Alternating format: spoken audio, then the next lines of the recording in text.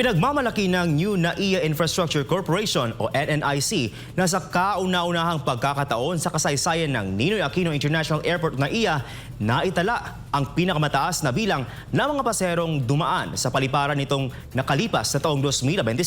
Si Cherry Light sa report.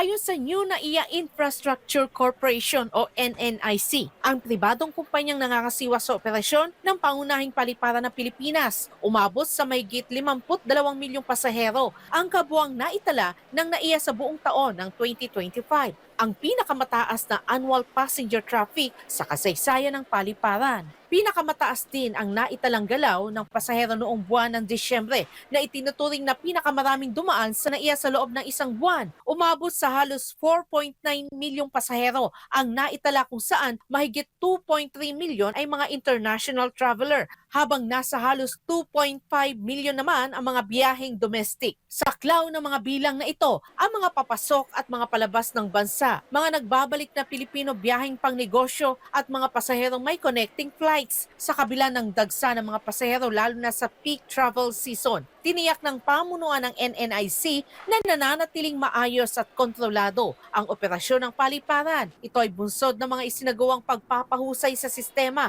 at pasilidad ng NAIA sa buong taon. Kabilang sa mga reformang ipinatupad ang paglalagay ng mga bagong biometric immigration e-gates na pinondohan ng NNIC, pag-upgrade sa passenger processing systems, pag-aayos ng terminal facilities at mas pinaigting na koordinasyon sa pagitan ng mga airline, ahensya ng gobyerno at iba pang stakeholders sa paliparan. Ayon sa NNIC, mahalaga ang kombinasyon ng modernong infrastruktura at maayos na koordinasyon upang matugunan ang patuloy na pagdami ng pasahero. Nakatuon nila ang mga hakbang sa pagpapabilis ng daloy ng mga biyahero, pagbawas ng pagsisikip at mga epesyenteng pagharap sa biglaang pagtaas ng demand.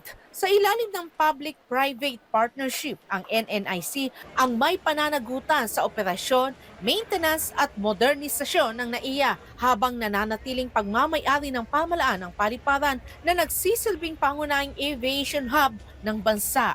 Matatandaan na una nang inanunsyo ng NNIC na inaasahang tataas ng humigit kumulang 5% ang passenger traffic sa Ninoy Aquino International Airport o NAIA ngayong holiday travel period mula Disyembre 20 hanggang Enero 4 na posibleng umabot sa 2.55 milyong pasahero, mas mataas kumpara sa naitala noong 2024. Para sa Diyos at sa Pilipinas kong mahal, Cherry Light, SMNA News.